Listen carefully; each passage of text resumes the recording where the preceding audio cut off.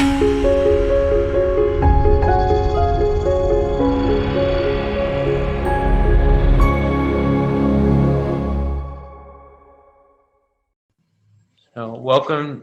everyone to tonight's program. Is entitled The Greatest Generation with Bob Abate.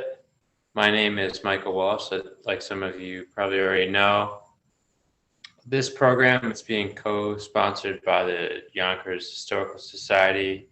I just wanted to make everyone aware of the foundation for the Yonkers Public Library, which is responsible for fundraising for the library and making possible countless programs at YPL. And I'll post information to the foundation of YPL for people to make donations if they're interested. So tonight, Bob's going to talk about his experience and memories of interviewing World War II veterans. So I've known Bob for a while, and I always enjoy listening to what he has to say. He has some really interesting stories. So I'll give the program to you, Bob. Thank you for being here. Mike, it's a pleasure. And Mike, do me a favor. When we have 5 minutes left, just let me know so I can give a couple of last minute comments. But ironically, in a way, this is an example where unrelated events become very related. I was involved in 1997 in getting a gentleman who was an officer in the Marine Corps killed in Vietnam in 1965 into a local college alumni hall of fame. And I put together a very detailed proposal of him and his life and his activities as my submission. And at the induction ceremony for this gentleman, a young woman came over, gave me a bear hug and called me her guardian angel. And I kind of looked at her, I said, well, what do you mean? She said, I've learned more about my father reading your proposal than I've known my whole life. My mother will never talk about it. I never knew his favorite color, his favorite ice cream. All I knew basically was his name, and he was in the Marine Corps. And that had a profound effect on me thinking about it. And I went home and I realized, because I'm a military buff, and I save an awful lot of military information, that a few years prior, 1995, the Westchester Journal News had a 50th anniversary pull-out section of their paper of World War II veterans, their pictures as young soldiers and their pictures at that point in time as older men. And I thought to myself, I got to talk to these guys. I got to thank these guys. And I called each and every man. I had an old telephone book. Luckily, they were all listed. And with one exception, every single man told me there's nothing to thank me for. I didn't do anything special. I just did my duty. And I said, sorry, I understand, but can I politely disagree and ask you a question? Yeah, what is it? Would you consider a Medal of Honor awardee a national hero? Oh, yeah, no, yeah. I said, I agree. In World War II, approximately 435 Medals of Honor were awarded. If those men had not been born, or if those men had not served, we still would have been victorious. I don't like to use the word win because war is not a game. We would have been victorious. But without the non-Medal of Honor awardees, we would not have been victorious. So, sir, in my opinion, my humble opinion, you're a hero. And I want to thank you for your service. And the man would go on a little bit about, well, once again, I didn't do anything special. And I'd say, sir, would you do me a favor? Yeah, what is it? Can I come by and shake your hand face to face in person? And the guy would invariably say, I don't know why you want to do that. You've already thanked me on the phone. I have nothing more to tell you. But, do what you want. And I'd go by each man's house with a little attaché case. I'd ring the bell. And invariably, it would be Bob Abate. I don't know what your problem is. You need a hobby because I told you all I had to tell you and I got nothing more to say. And then, sir, I would ask you, if I may, one question. Yeah, what is it? What is your memory of December 7th, 1941? And in every single case, the man was transposed to where he was, what he was doing. I was on the Hudson River. I was playing basketball. I was doing, come on in, come on in. And after a few minutes, I would say to the man, sir, what you're telling me is living history. Unfortunately, it's not taught in school. I don't have a great memory. I don't take shorthand. But in my attaché case here, I have a tape recorder. Would you mind if I record what you're telling me? Yeah, go right ahead. And invariably an hour and a half later, I would leave with the man's story. And I would tell each and every man, and there were a few ladies, I'm going to give you a verbatim transcript. There's no editing whatsoever. Whatever you said, it's all in there. And I'd go back a few weeks later and give it to the man. And initially, I would ask these men, had they ever shared their experiences with their loved ones, their families? And with rare exception, the answer was, oh, no, I don't get into that. And it sort of surprised me in a way until I thought about it. Because basically, not everyone, but basically every man or woman I interviewed was involved in combat.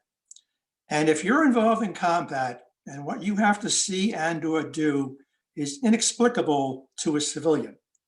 And historically, the first question the child will normally ask a parent is, gee, Dad, what did you do during the war?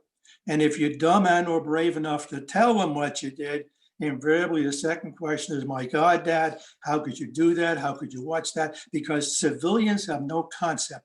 War is 24/7, 365.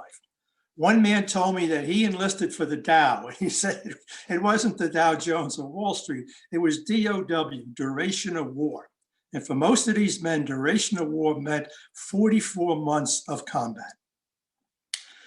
I think in a way, since I was in the military, I was never in harm's way, but I knew their terminology. In a way, for these men, it was almost like going to confession. Here's a guy, they don't have to explain every third or fourth word. They get it out and it's over and done with.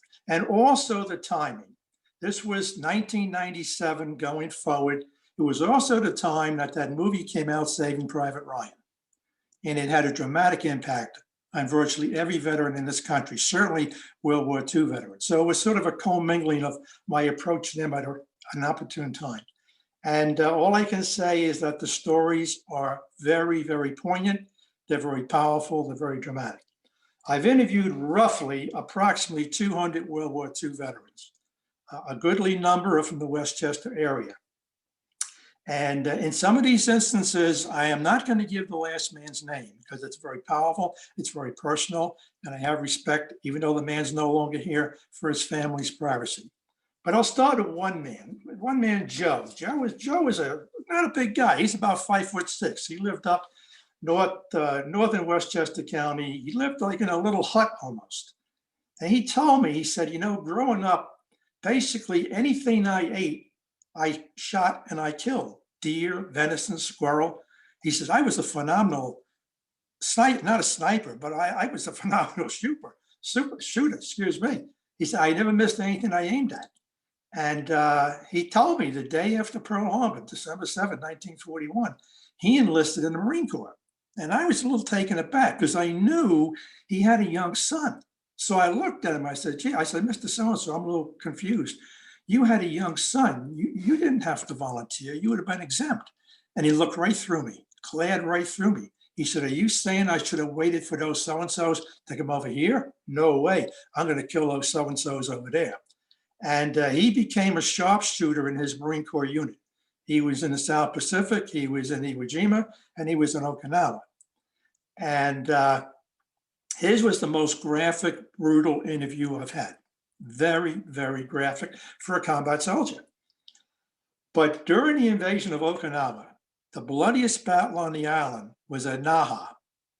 And he's telling me one afternoon, he's coming down the road and he sees this dead lady laying on the side of the road and this young baby holding on to her. And at this point, his whole demeanor, his whole voice changes. He says, I went over, he says, I picked that little kid up. I carried that little kid all day. I fed him some of my sugar tablets. Gee, he says, I wonder if that little kid remembers me. I think about him a lot. Now, I belonged at that point to a veterans group up in Montrose. And every once in a while, a new guy joins the group and you tell him what you're doing. a new guy joined, and I'm telling him I'm interviewing World War II veterans. And he says, "Oh, wow." He said, "I know a guy you'd have loved to have interviewed him. Boy, he was one tough SOB Marine." And I said, "Oh, my goodness." I said, "What's his name?" And he gives me his name. And I said, "My God." I said, "I interviewed him." He said, "You're kidding me. Are you serious?" I said, "No, I interviewed him." He said, "My God." He says, "I'm best friends with his son." I said, "Well, here, let me do this." I said, "Every man got a transcript. Tell his son," because at this point the man had died, "tell his son if he'd like, I'd be happy to give him a copy of the transcript." And he said, "Oh, no, no, no, no. No, the father, the son, no." He said, "Son," he said, "one of the happiest days of the son's life was the day he buried his father." And I said, "Oh, Jesus." Okay. So a few months went by, and I went back to the guy again. I said, "Look, I don't want to be a pain in the neck." I said, "Do you think maybe your friend might change his mind?" He says, "I seriously doubt it." He said, "Look, here's his phone number. You call him." So I called the son up and I said, "Look, I really shouldn't be making this phone call, but I got your number from so-and-so and I have your dad's transcript. Would you like a copy?" He said, "I'll tell you what you can do. Do me a favor. You got the transcript?" I said, "Yes." He said, "Burn the freaking thing." Okay. So I waited about 6 months or a year, and maybe it was dumb, I don't know. Call the son back a second time. And I said, "Look, I really shouldn't be making this call, but I just wanted to double check. Send me the damn thing." So I sent it to him. And I waited about a month and I called the son back. And his whole demeanor now on the phone changes. He says, "Oh God," he said, I wish I had this thing a long time ago." He said, "When I read how he felt about his son, that this little kid, and he thinks about him all the time. And he's not even his son." He says, "I'm his son." He said, "Maybe he didn't hate me. Maybe he just couldn't express himself." He said, "Because the war did screw him up." So you never know, how people react to stories about veterans. And that's, one example. And another fellow from up around northern Westchester, whose name I will give, his name was Richard Baker. He was born down in rural Georgia. And he also, like Joe, was a hunter. He's in the rural area, and he basically said he shot a lot of what he ate, and his mother was a nurse, and they got divorced, so she moved to New York.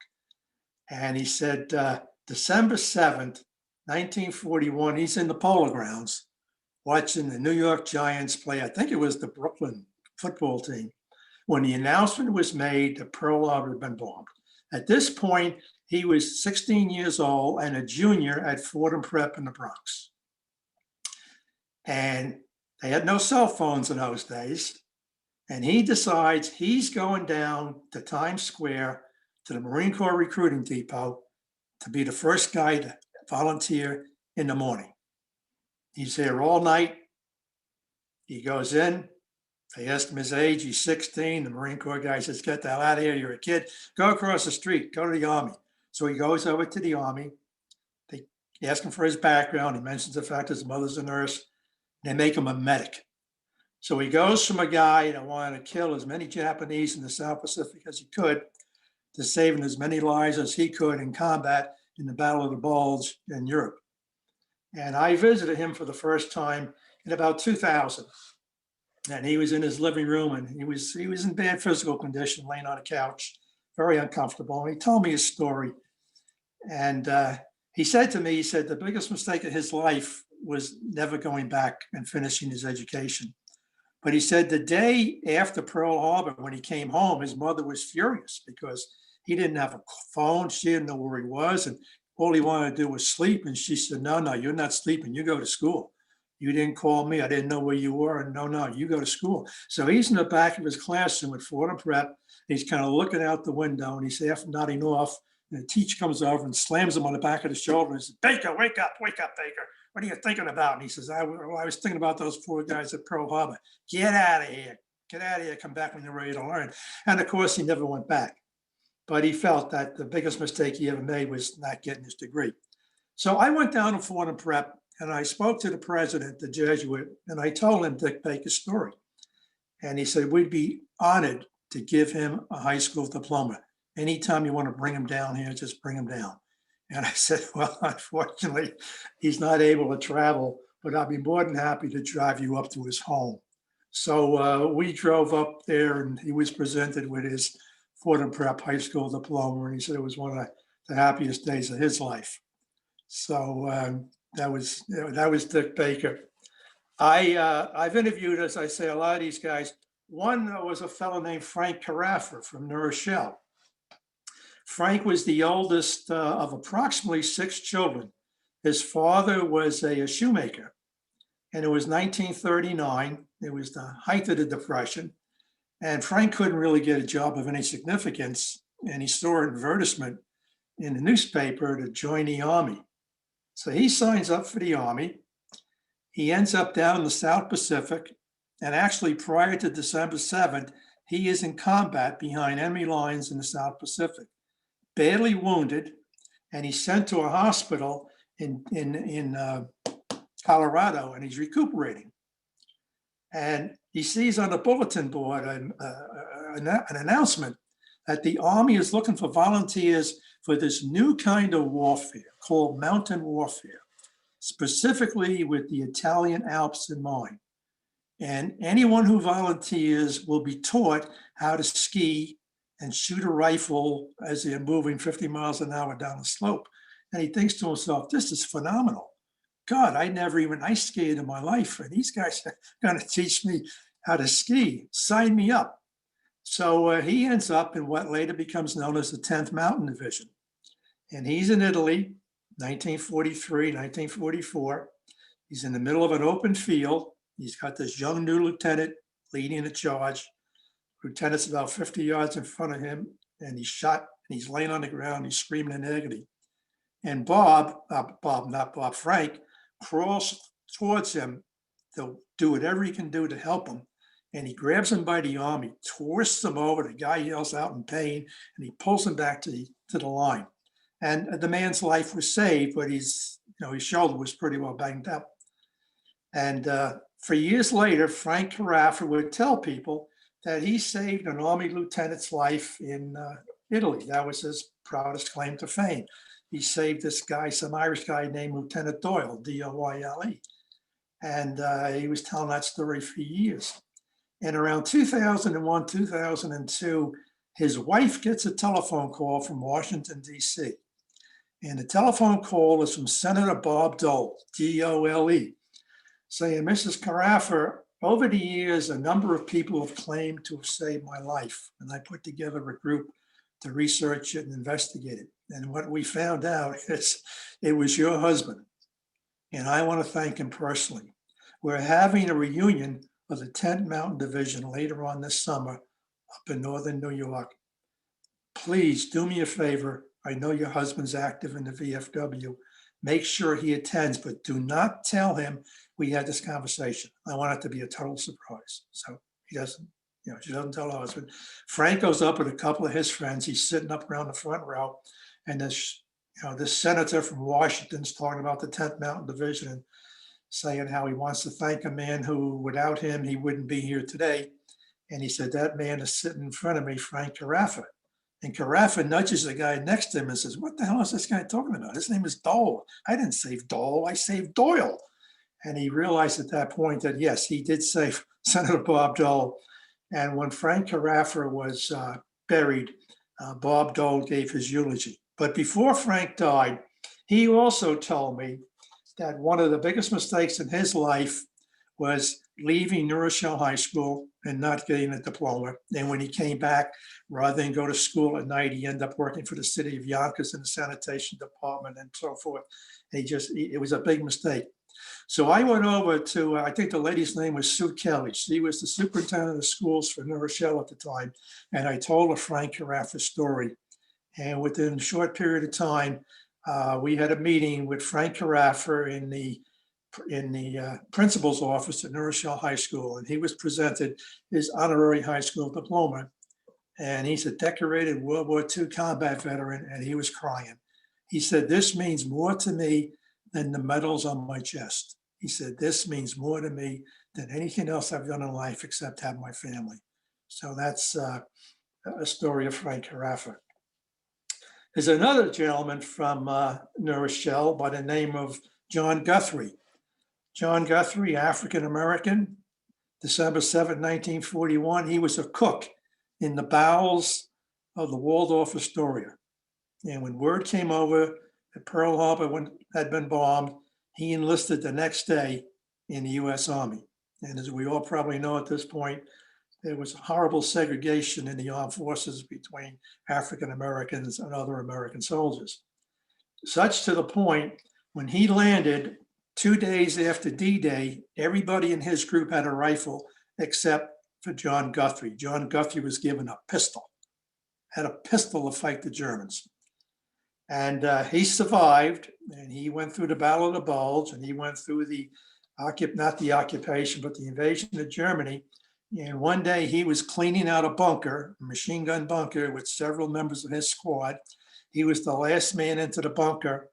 Somehow one of the Germans had a flamethrower, ignited the flamethrower, and everybody in the bunker died with the exception of John Guthrie. John was, quote, lucky, unquote. He only was burned over 40% of his body. And he was laying in a hospital, in a recovery hospital, and he remembers this tough voice, this general saying, "My God, we need more men like you, kid." And he gave him his Purple Heart. That was General George C. Patton. So that was John Guthrie's story. He retired, he lived in New Rochelle, very active in the American Legion.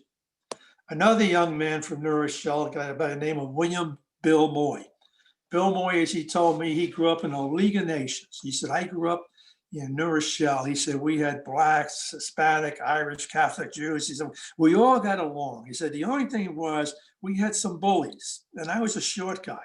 So I had to learn how to defend myself. And I did. He said, I was good. He said, nobody messed with me. And when he enlisted in the Army in 1942, he also dropped out of New Rochelle High School. And his mother, a widow at the time, made him promise. She said, Billy boy, she said, promise me you don't get in fights. Do not besmirch the family name. Bring home an honorable discharge. And he made that promise to her. And he went down to Governor's Island to get sworn in. He went down with his best friend, a young Irish kid. And they went through the physical and the whole thing. Around noontime, this big burly sergeant comes out. He says, okay, guys, it's noontime, time for lunch. Okay, all the white guys eat first. And then he used the N-word. He said, you ends, you wait till later. And Bill Moy, his first reaction was he couldn't beat the guy up, but he knew he could get him on the ground and he could hurt him really seriously. But he remembered the promise he made to his mother. And he said, my God, he said, I looked out that window. I saw the Statue of Liberty. And I realized for the first time in my life, I'm experiencing overt racism, and it's at the hands of my government. My God, what the hell have I gotten myself into? And Bill Moy went over to combat in North Africa, Italy, and southern France. He was in 4 battle campaigns.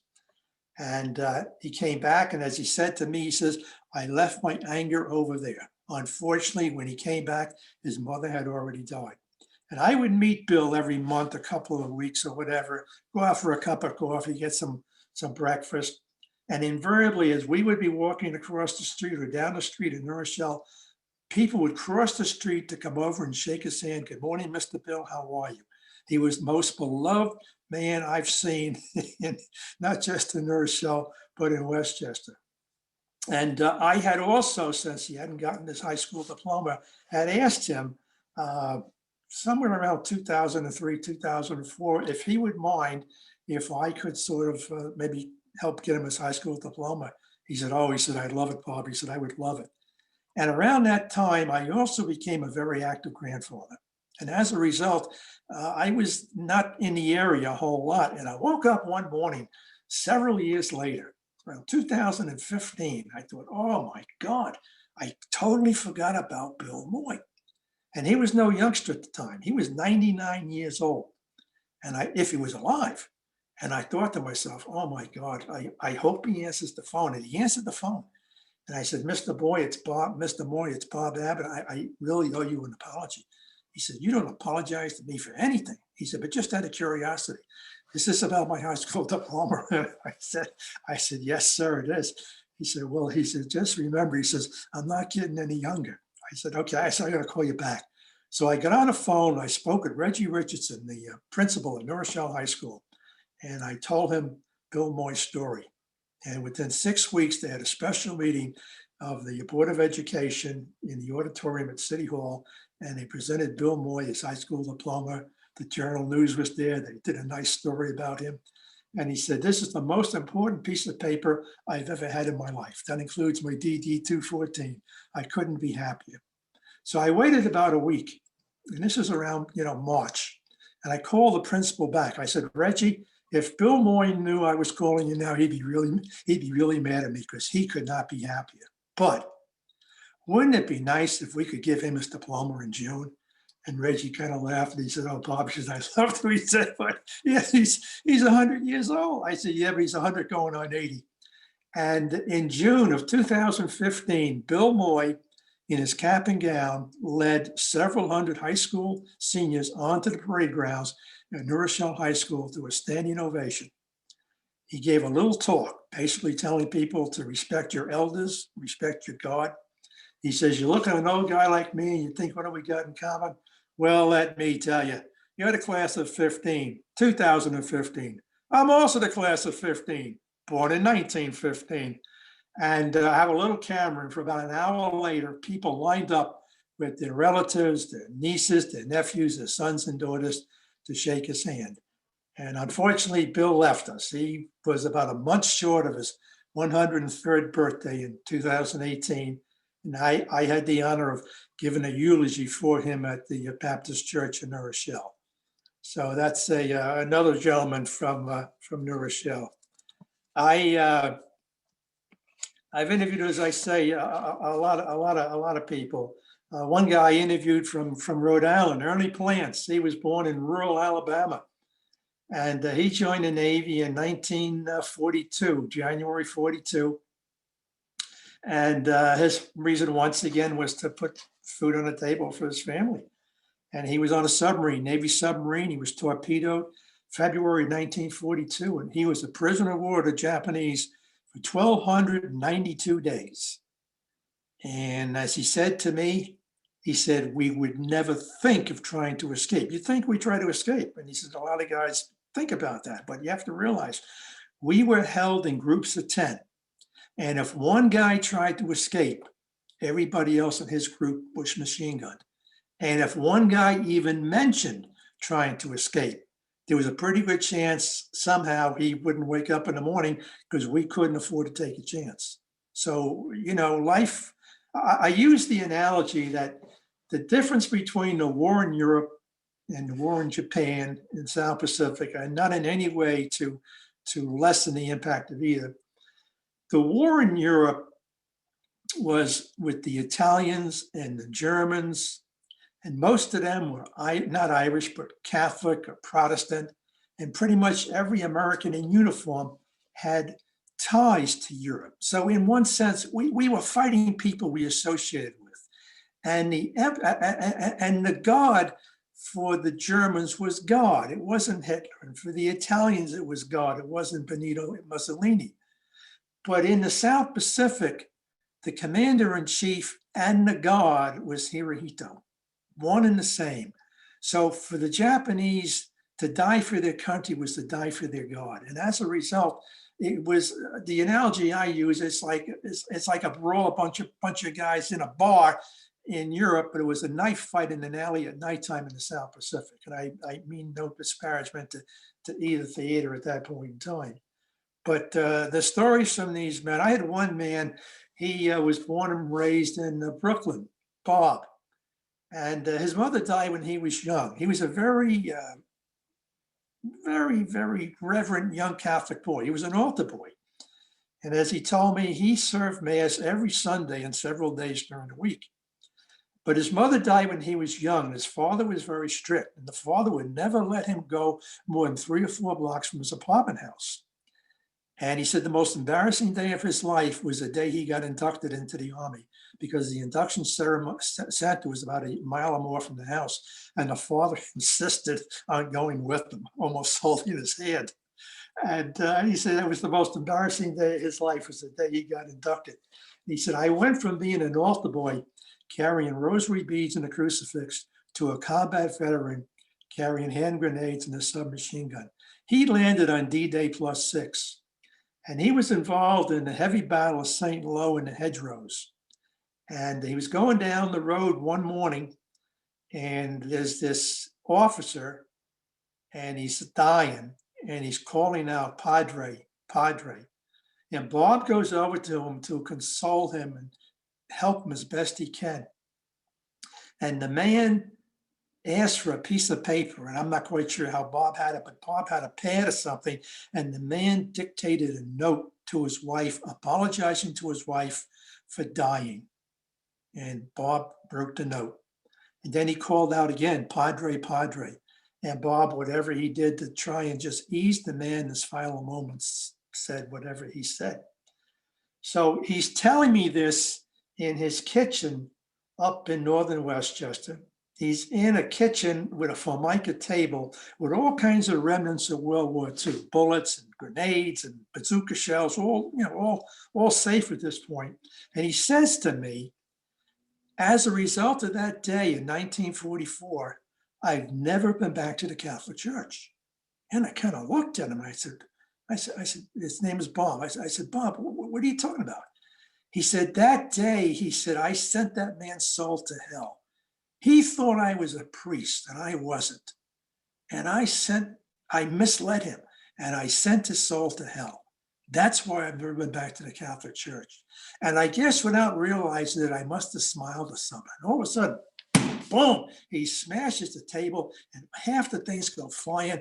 And he's purple in the face. And he said, what's so bleeping funny? And I said, oh, no. I said, no, I'm sorry. No, I said, there's nothing funny. I said, let me tell you a story. I said, I went to the Naval Academy. When I was a junior, I wasn't on a football team, but we played University of Pittsburgh in Pittsburgh. And a bunch of us went out in the cheering section, and we had weekend liberty. So I was in a local YMCA. And our uniforms in those days, as they are now, were detachable collars and white shirt and dark pants. So it's in the morning, I'm in the men's room, it's a large men's room, and I'm shaving. And some guy walks past me. I'm not paying much attention. He says something. So I said, hey, yeah, how you doing? Good morning. And he stops and he comes back to me and he says, can we talk? And I said, yeah, sure. He said, well, where? And I'm thinking, my God, I said, here. And I swear to God, he must have thought I was a priest. He goes to confession. I have no idea what he said. I was in total shock. All I know is when he was finished, I said, 3 Our Fathers, 3 Hail Marys, go in peace. That's it. So I tell this to Bob, and now the blood's back in his face, and he looks and he smiles, and he said, wow. He said, man, it's really good to know that at least when I'm in hell, I'll know one other person. I said, what do you mean? He said, you. I said, what are you talking about? He said, just like me. He said, you made believe you were a priest, and you sent that man's soul to hell. I said, no. I said, I didn't have a sign on my back saying go to confession. I said, he caught me totally unawares. I was in shock. I said, I wouldn't have planned to do that. It just happened. I said, there was no premeditation. I said, look, Bob, you may go to hell, but if you do, and I doubt it, but if you do, it's not for what you did that day in June 44. That's going to be a plus, not a minus. And I don't think I'm going to hell, but if I do, it's certainly not for that day.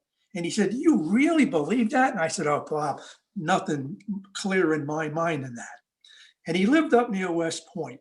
And a couple of months later, he called me up. It was around June, that time of the year. And he said, Bob, he said, every year at this time, he said, I go to West Point to watch these new plebes come in and get inducted.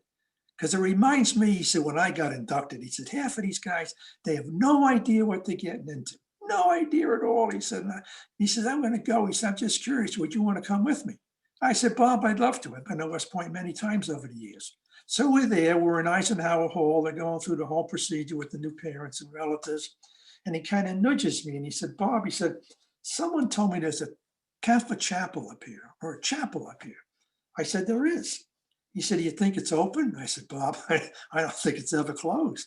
He said, you think they'll let us in? I said, of course. He said, let's go over. So we walk across the plains, we walk up the hill, walk into the chapel. And now I'm in the back of the chapel and I'm thinking, I'm not quite sure what's going on here. He walks up about almost to the front of the chapel, gets into a pew. After a few moments, he starts sobbing, he starts crying. He starts shaking. I'm thinking, oh my God, what's going on? Finally, he gets up, he gathers himself, he looks at me, he says, let's get the hell out of here. I have never asked him, he's still alive, nor would I ask him. It's an invasion of his privacy. But I am totally convinced that was his first day back in church since 1944. Once again, the effect that combat can have on people. So yeah, he's alive and kicking. He's doing very well, and he's down in North Carolina. Another man, Lorenzo Dufo. He's African American. He was born in New Orleans, and he said on the morning of December 7th, he was an orderly in the VA in New Orleans, and when he heard that Pearl Harbor had been attacked, he volunteered for the U.S. Navy. He didn't like the idea because in the Navy, if you were African American, you worked in a kitchen, you were a servant, you were a waiter, you were a dishwasher. He said, but he felt he had no option because he had to fight two enemies. He had to fight Hitler and he had to fight racism. And he said he had a young son. The son was about 2 or 3 years old. And he said he owed it to his son to volunteer. So he volunteered for the Navy. And around the same time, or about a year later, Franklin Roosevelt's wife, Eleanor Roosevelt, was very outspoken, and she wanted the armed services to be segregated. And they agreed on at least a temporary solution, is they would have an all African-American Navy ship, the USS Mason.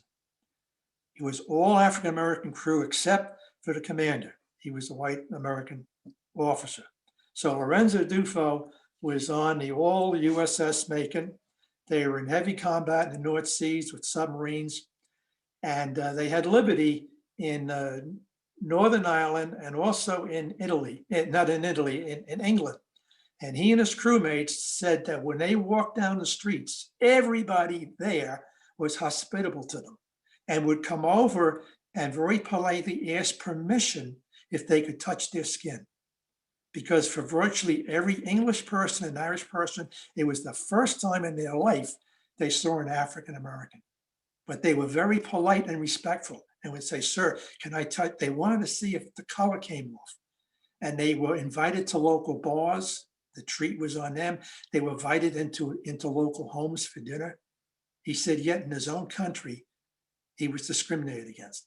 He was in uniform, and he stopped over in Atlanta, Georgia, on his way up to New York, in uniform, went into a local canteen at the train station to get a cup of coffee. There were people in front of him getting coffee. When it was his turn, he asked for a cup of coffee, and the guy said, we don't have any coffee. He said, no, coffee. He said, you just gave it the guy in front of me coffee. And the guy said, no, we have coffee for white, not for ends. He said, here I was in uniform. He said, when he would go to the local eating area, he said, the cafeteria for troops, he said there would be German POWs at a table with white soldiers and white officers all commiserating. You know, they had common ancestry and the whole bit, but black soldiers could not eat in the same cafeteria. They had to eat outside. So he said the racism was rampant. And his claim to some kind of fame was 50 years later, Queen Elizabeth invited the crew of the Mason to the palace, and they had a special commemoration of the 50th anniversary of the end of World War II, and the crew of the Mason were one of the honored guests at Queen Elizabeth in the palace. So that was his story. And I tell people I don't have a favorite, but if you twisted my arm and told me I had to have a favorite, probably my favorite would be Ray Hyman from the South Bronx. Ray was raised he was raised Jewish, but his father was dead at a young age, and Ray's mother was working in the garment industry, and he had a lot of free time. And he was running around the streets of the South Bronx, 137, 138th Street, Alexander Avenue, and he met this young little Irish girl, Irene. He said at the age of 6, he knew he was going to marry her. And he ran away at the age of about 13 to join the Navy Sea Transport, whatever. And he would tell me that his father was a cavalryman in World War One, and his father was out in the Texas area with his buddy Smitty training their horses. And one night they got the bright idea to fill their 10-gallon hats with beer and feed it to the horses. And the horses collapsed, and both Ray and Smitty were put into the stockade for a couple of days. And Ray would always say to me that his favorite movie of all time was Blazing Saddles, because whenever he saw Blazing Saddles, he thought of his father. So he joined the Sea Transport, and after about a couple of months or so, they found out his age. He went before a juvenile judge, as you say, a juvenile judge, Judge Hankey, a little fat guy with a bow tie. And he said, young man, if you come before me again before the age of 16, I'm putting you in reform school. So Ray waited until he was 16, and then he joined the Navy. And he was a seaman for a while. And he saw on the bulletin board, they're looking for volunteers for this new Navy program called Underwater Demolition Teams, UDT. And he's basically were the forerunners of the Navy SEALs. And Ray told me, well, he said, I learned how to swim in the Bronx River. Well, the last I saw the Bronx River, it's not much of a place to learn to swim, but that's where he says he learned to swim. So he joined UDT. He was in UDT Team 14, and they were called Naked Warriors. The only thing they really had to defend themselves was a knife, a bayonet. What they carried was basically crayon and a board, a plastic board. And their job was, before an invasion, to go in and to, as best they could, ascertain the waterway around the landing area to hopefully minimize as much as possible the Marine Corps casualties from the landing. And Ray was involved in a number of invasions, one of which was Iwo Jima. And at Iwo Jima, he went in like the second wave, maybe the third wave, and all these dead Marines were laying on the beach uncovered. And Ray went over and he took his poncho and covered a dead Marine. And an officer came over and he said, uncover that man. And Ray looked and he said, no, sir. He said, uncover that man, I'll have you court-martialed. And Ray said, sir, if you want to court-martial me, you can court-martial me, but I'm not going to uncover that man. So that was that. And I'll come back to that in a little bit. A few weeks after that was the invasion of Okinawa. Okinawa was the bloodiest invasion in the Pacific in World War II. It was closest to the Japanese homeland. Several thousand civilians committed suicide jumping off the cliffs rather than risk being captured by the Americans. It was by far the bloodiest battle of the Pacific. But the invasion morning, all the guys in UDT were taught to forget the way they were taught to swim stealthily and undercover. They were told to go in and make as much noise as possible. They were given satchel charges. They were given explosives, whatever they could do to make noise to hopefully divert Japanese from one end of the island to the other. And they were successful. As bad as Okinawa was, the Marine casualties for the first day, as bad as they were a lot less than they had expected.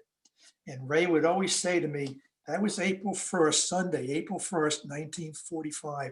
To him, that was the greatest April Fool's Day in military history. He always said to me, he said, Bob, someday I'm going to write that story. Well, Ray never got a chance to write that story, but I was honored to write it for him, and it was published in the Journal News. But Ray, in about 1999, 1998, 50 years after the end of the war, gets this brown manila envelope in the mail from the Department of the Navy or the Department of Defense, and nothing more declarative than that.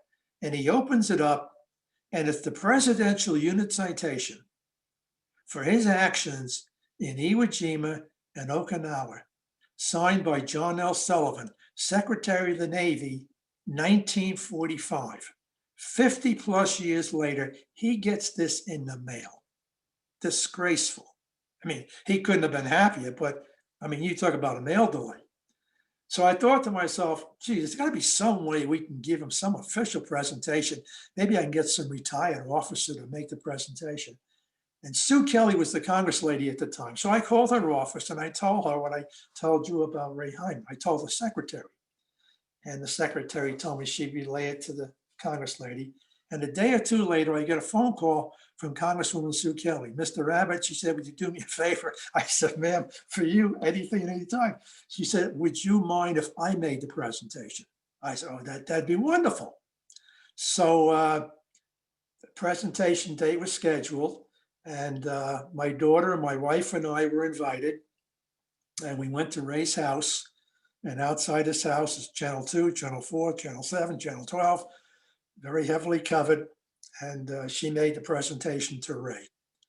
And she and Ray are in the corner, and I can see she's crying. So I went over and said, excuse me, is everything okay?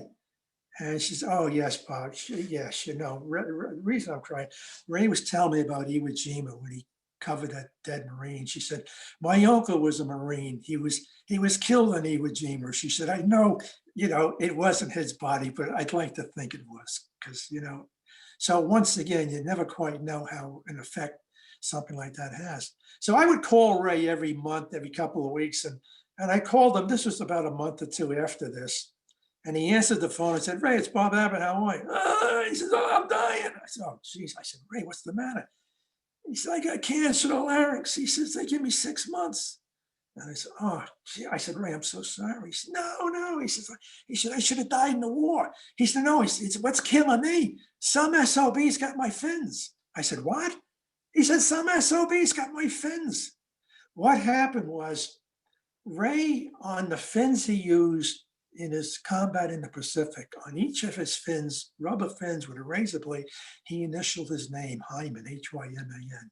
And he donated it to the SEAL Museum in Fort Pierce, Florida. And he would go back every couple of years for a reunion. And the last time he was back there for a reunion, he noticed his fins were not in the case.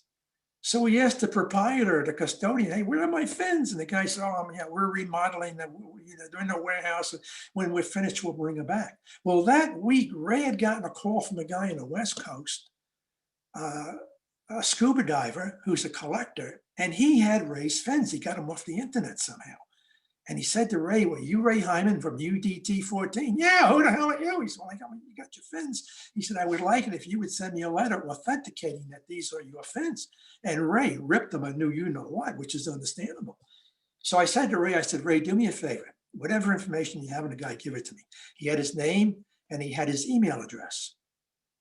I said, Ray, do not call him. If he calls, do not talk to him. Let me see what I can do. And I was able to get his phone number off the internet. And I was also to get his address in my plan B. I got the phone number and the address of 3 or 4 neighbors nearby his house. And that was my plan B if I had to go to it. And I called the guy up. And I said, look, I don't doubt for 1 minute you're an honest guy and you thought legitimately you were buying these things. They were for sale, but they weren't. They were stolen from the SEAL Museum. And here's what the situation is. Ray is going to die. He's going to be dead in a few weeks, a couple of months.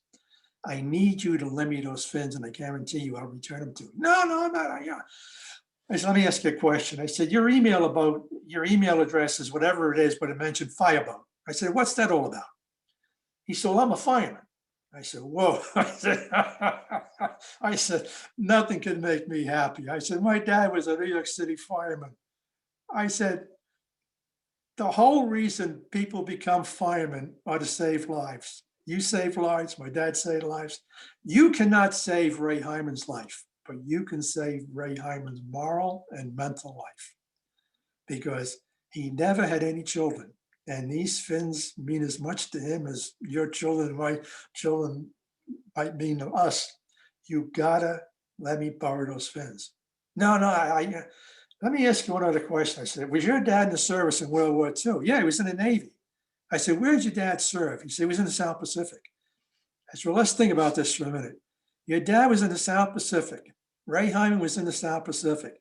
You're both fighting the Japanese at the same time in the same waters.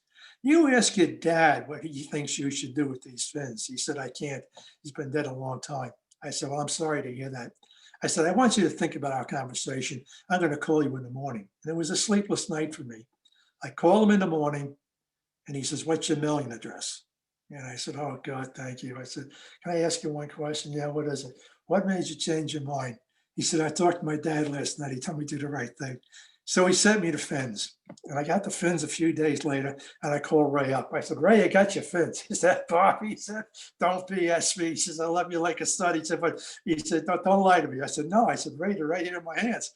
He said, nothing personal. He said, I can't believe it until I see it. I said, no problem. I got in my car, I drove up, I gave Ray the fins. A couple of weeks later, he calls me up. He says, Bob, I got a problem. I said, Ray, what is it? He said, I got a slanted driveway. He said, my car's at the bottom of the driveway. I can't get up in the snow. If I have to go to the hospital, he said, I don't know what to do. I said, Ray, no problem. And I get a shovel. I went up to his house and I'm shoveling his driveway. And he now comes in to the basement in his pajamas. And I look at him. I said, Ray, for God's sakes, go back inside. You're going to get pneumonia. And he looks at me. He says, what the hell? He says, they're going to be dead in 2 weeks. And you can't argue with Ray. So as I'm shoveling, all of a sudden out of sight of my eyes, he's going up the driveway. And I yell out, I said, Ray, where the heck are you going? Oh, no problem, Bob. I'm just going to go up to the top and get my mail out of the mailbox. He goes up, he gets his mail out of the mailbox. He's halfway down the driveway. Boom, he does a 180. He's on the ground. Bob, I can't get up. I can't get up. I thought, oh, Jesus. I go over, I grab his shoulders. All I can feel is bone. The last thing in the world I want to do is break a bone. So now I grab his pajamas and I lift them up by the pajamas and I look at him. I think, here's the guy that fought the Japanese, and here he is now like a rag doll in my arms. And within 2 weeks, he was dead. So I went to his funeral and he's in the casket and folded across his arms are his two fins. So that was Ray. And once he was buried, I went back, I got the fins, I sent them back to the collector in California. And now they're in a place of honor in that man's house. So that's the Ray Hyman story.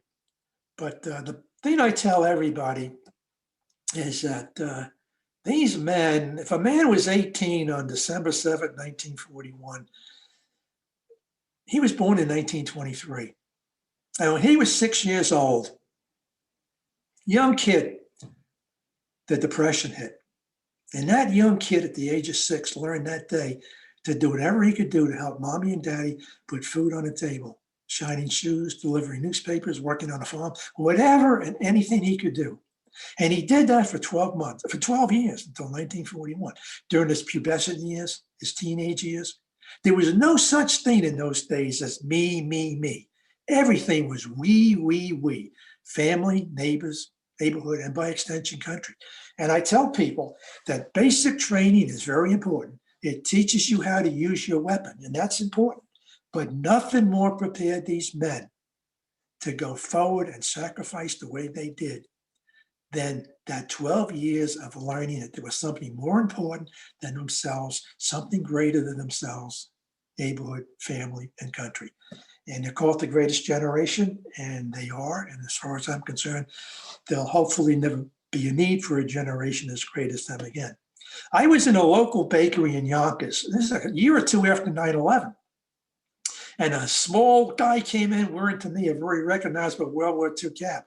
And I'm in the middle of the line. I make eye contact. I smile. He smiles back. I get out. I walk over to him. I said, sir, I couldn't help notice that cap. Were you in World War II? And he was. And I shake his hand. I said, I want to thank you for your service. And as I'm shaking his hand, he starts to tremble and he starts to sob. People now are turning around. The girl behind the counter is transfixed. She stops serving. And I look at the man. I said, oh, my God. I said, I'm so sorry. I never meant to do this to you. I'm going to wait for you outside. So he came out a few minutes later with his little bag or whatever. And I started to apologize again. He said, no. He said, you don't apologize for a damn thing. He said, what got me so emotional? He says, you're the first person to ever thank me for my service. And I looked at him. I said, sir, the war's been over more than 50 years. I said, your family, your friends, your neighbors. No. He says, I'll never bring it up. If they ask me, maybe I'll say something, but I'll never bring it up. He said, I didn't know anything special. I just did my duty. So I learned that day to never thank a veteran for his service in front of anybody else. It's always one-on-one. I was babysitting my grandkids several years ago. And I had a break. I'm in a local 7-Eleven getting a cup of coffee. Little guy comes in. I look at him, maybe happy, smile. He smiles. I wait for him outside. He comes out. I said, sir, I couldn't help but notice that cap. you were in the Navy World War II, weren't you? He was. He was in the South Pacific. He was on a destroyer. He was kamikaze twice. He lost 12 or 14 of his best friends. And whenever I thank a man for his service, one of both of us gets emotional because we know what the service entails. And I thank him. I said, World War II from December 7, 41 to August 6, 45, 44 months, less time than it takes a kid to go to college. Here we are without getting political in Afghanistan for year 18 and counting. What's wrong with that picture? And he kind of smiled and he gets into a sports car, red sports car. I said, wow. I said, that's one hell of a car you got.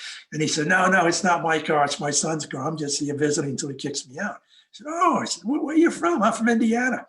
So I give him a salute. He goes down to the light. He makes a left-hand turn, and he's gone. Get back to my daughter's house. About a half hour later, I realized, you idiot. You didn't ask him if he had a phone number. Maybe he's got email, his name. So I get in my car, go down to where he made that left-hand turn, all the way down the road, no red car. 3 housing developments. First one, nothing. Second, nothing. Third, there's the red car. So I park my car. I get out. There's a lady in a veranda nearby. I said, ma'am, do you know whose car this is? What are you, a cop? I said, no, I'm not a cop. You're sure you're not a cop? I said, no. I said, I met him at 7-Eleven about an hour ago. Top of the stairs. So I go up, I knock on the door. He answers the door. I said, sir, I'm not a stalker. Let me tell you why you're here. I'm telling my interview World War II veterans. I say, now I have a little camera. It's like the size of a pack of cigarettes. Would you be willing to tell me your story? Oh, yeah, come on in. I'd be happy to. So after a few minutes, I say to the man, I said, sir, have you ever told the story to your son? His whole demeanor changed. Oh, no. If he wanted to know, he would have asked him. I'm no hero and I don't tell. I said, I understand. I said, sir, what I'm going to do when this is over, I'm going to give you a copy, a little DVD. It's like a flat plastic pancake. In fact, I'll give you 2, one for you and one if you want for your son. Okay. So I go back a few days later. I knock on the door. The son answers the door. Son's got to be in his late 50s, early 60s. He doesn't know me from Adam, but the father said, come on in. He said, yeah, this is the man I was telling you about the other day. So I look at the son. I said, can I ask you one question? He said, yeah, what is it? Is there some reason why you never asked your dad about his service? And his whole demeanor changes. Oh, no, I don't want to pry. And if he wanted me to know, he would have told me, and it's personal. And so I look at them and I said, Mr. Yuzerski, now that you know why your son never asked you about your service, would you be willing to tell him now what you told me the other day? Yeah, I'd be happy to. I said, do you mind if I videotape? Yeah, go right ahead. And now I had the videotape. The son is like a transfixed teenager. Jesus, and I thought to myself, better late than never, but wouldn't it have been nice if maybe they'd had this conversation a couple of decades prior? So as I say to people, these guys will rarely ever tell their stories. Of the men I interviewed, I can count on one hand. In fact, the oldest man still today who's alive just turned 100, January 1st, Chick Galella, World War II, Pearl Harbor survivor, lives in Tarrytown. I'm on the phone with him every couple of weeks. In fact, a couple of months ago, he called me up. He said to me, Bob, as bad as Pearl Harbor was, at Pearl Harbor, he said, I could see the planes, I could see the pilots, and I could see the bombs. He said, I had some idea which way to run or duck. He said, this COVID-19, I can't see it. I don't know where to go, and it can kill me. He said, in one sense, to me, this is like worse than Pearl Harbor. And I said, in one sense, Chick, you're right. He is very, very active. He's involved right now. God bless him. He's raised enough money to have a sculpture for the World War II mothers, the Gold Star mothers in Tarrytown. And the plan is to have that sculpture unveiled and blessed for Mother's Day of this year. 100 years old. I tell people he's 100 going on 80. He's sharp as a tack. But as I say, I can count on one hand the number of men I've interviewed who are alive to tell their stories. And even if they were alive, they're too humble to tell their stories. So I feel a strong moral obligation, since I know their stories, to tell their stories for them and to pass it forward. And especially the youngsters of today. When I tell kids in the high school, you see those little old World War II men, I'm not here to talk about those little guys today. I'm here to talk about those little guys when they were your age, maybe at most 2 years older, and what they had to do and sacrifice. That's what I'm here to tell you about, because we enjoy the fruits of their labor and their sacrifice every day of our life, whether we like it or not. and there's no reason why we shouldn't like it. Every day of our life and every member of our family and extended family enjoys whatever we have because of their sacrifice. And to me, every day, forget Memorial Day or Veterans Day, every day is Memorial Day and Veterans Day because we enjoy the benefits of their sacrifice every single day, not just one day a year or 2 days a year. I had said earlier, if anyone's interested in additional information, if you have a loved one who never spoke about his or her service, and I say her, I interviewed about a half a dozen World War II women. They were not in combat, but they're in combat areas. I'm happy if I have the opportunity to do a little research to give you some idea of what your father or your uncle or whoever might have done. Let me just, if I may, give everybody right now my email address if you'd like it. It's RPA Romeo Papa Alpha, RPA 63 at bestweb, B as in boy, ESTWEB.net. And my phone number is 914-968-0914. 914-968-0914. And the email, once again, rpa63 at bestweb.net. I'm more than happy if I can get some information for you. As I tell people now, I cannot tell you what your loved one did. But if you can give me the branch of the service, the ship they were on, the unit they were on, the company, the brigade, whatever, I can tell you fairly well what they were involved in. Not what they did personally, but where they were and what they, as a member of that group, experienced. And as I say, I'm more than happy to do that. If anybody has any questions, I'm more than happy to try and answer them at this point.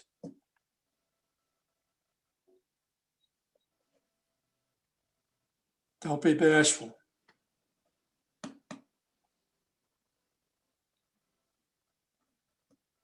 Bob, Mike, I can go on, but I realize we're limited here, I believe, to an hour, so I want to stay within your guidelines. Yeah. So does anyone have any questions that they would like to ask? You just have to unmute yourselves.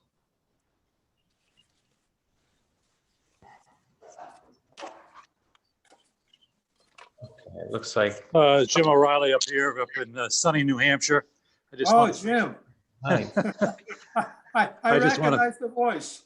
Yeah, I just, interesting, very, very informative piece of information. And I may be hitting you up for the service history of one person who I know. Thank you very much. For you folks out there, Jim and I graduated from Sacred Heart in 1955 together. Yep, and we swam in the Harlem River. Not me. I did. I learned to swim the hard way.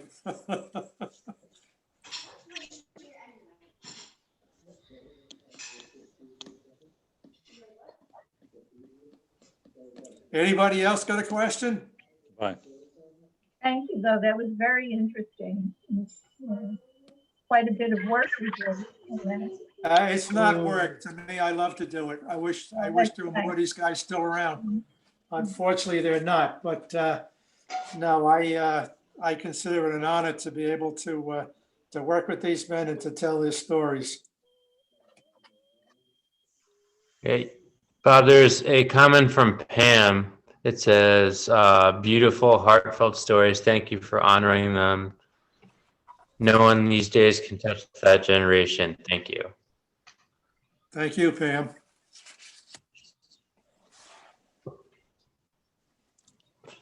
All right. Well, thank you so much, Bob. It's always been a pleasure. Okay. So yeah, let's give him a round of applause. Thanks, Bob.